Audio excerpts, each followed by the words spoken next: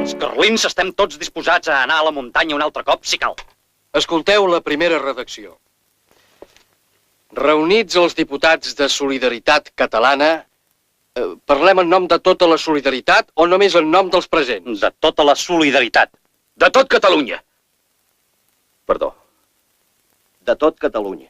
Pot ser la gran avinentesa que ens cal per a refer la solidaritat catalana. Aquella gran ocasió que no hem sabut aprofitar.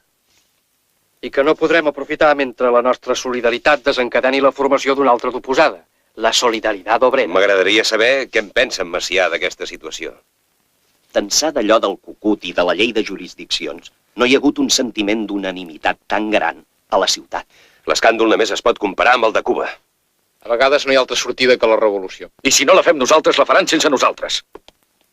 L'amic Miró té una visió molt espectacular de les revolucions, que per l'edat que té només les deu haver vist els cromos de la xocolata.